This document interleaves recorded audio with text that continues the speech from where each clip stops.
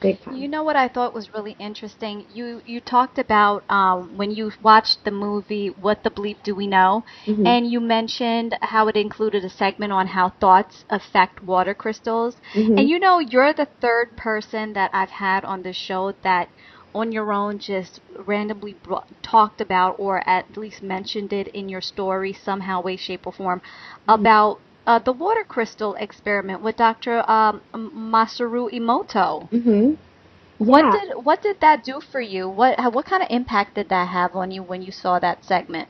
that segment completely changed my perspective of of how thoughts affect matter, period. Not just water, but how thoughts affect matter. Because, and it makes a lot of sense because sometimes if you're ever thinking something and somebody comes by you and they just mention it, they say, they do something, and you say, I was just thinking that. Like, that was just on my Mm-hmm. mind. So when I started doing the art classes, the undergraduate classes, now I'm in class with a bunch of, to me, we're kids. They're 18, 19 years old. And here I'm going back to school. And they had a skill level that you could just tell they have been doing art classes for a while. And here I am. I never took an art Mm-hmm. class in my life. I've only ever done it as a hobby. And so immediately I was really intimidated by that when I would look at theirs and just kind of in comparison and say, oh my gosh, I have a lot of catching up to do.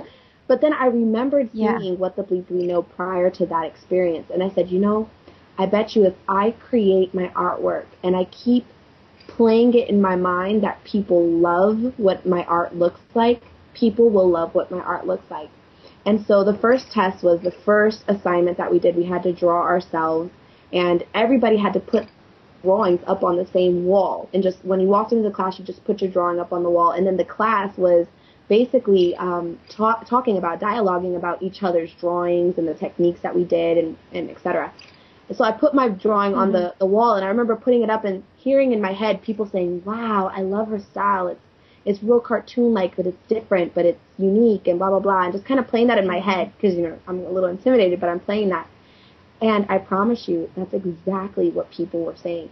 To, like, word for word, that's what people were saying. And Wow. that moment told me because before, when I used to paint as a hobby, and you have to, and remember, in creating anything, in art especially, when you're creating something, it goes through an ugly stage. It starts off as an idea, then you kind of have the outline, then you start kind of shading, and you realize that you're doing either something wrong or you got to correct something. So maybe you erase or you add to it or you take away from it. So it goes through this like transition. And if you judge Mm-hmm. the artwork by the transition that it's going through, you don't give it a chance. And I did that. I used to do that. I said, oh, this is so ugly. This is horrible. And I'd throw it to the side, forget it, and I wouldn't even finish it.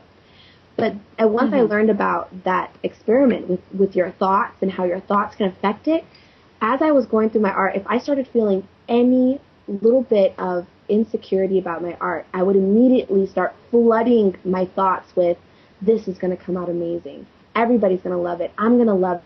This is going to be so beautiful. This is going to be better than I ever could even imagine. I would flood myself with those thoughts. And the end result would always get that type of reaction from myself as well as from, anyone who saw my artwork. And to take it a step further, when I create my artwork now, I I actually put intention into my artwork. So I'll think thoughts of love and peace and joy and happiness because I want when someone has a piece of my artwork for that type of energy to be in that space and to bless that person with that type of thought and energy. So yeah, that was very important for Wow. me. Yeah. That is immensely powerful, Louisa. I mean, I think that right there sends out a big aha moment. And this is why I love doing my show because uh, every time I do an interview with someone, I'm learning something new and I'm looking for opportunities to have aha moments and to view things Right. in a different way as with my listeners. And I really hope that because sometimes I sit here while I'm listening to my guests speak and I'm listening like a little child, like like you're Uh telling me a story huh. and I just can't wait. I'm like hanging on every word.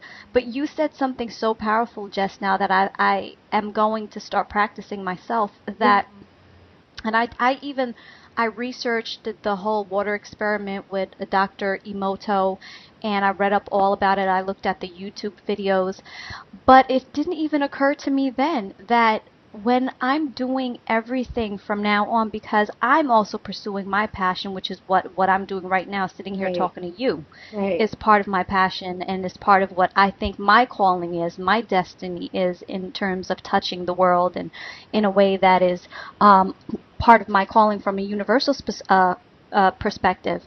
But to do everything and flood with the flood of positive and loving and kind thoughts. Yeah. And it is so common when we start doing something or we take an approach, and it could be doing anything. I'm thinking about like cleaning the kitchen or, Yeah. writing a poem or anything to flood. You might feel a sense of negativity or negative thoughts might come to you like, oh gosh, I don't feel like doing this. Oh, I'm tired, or something that happened previously in the day, because our mind just kind of chatters.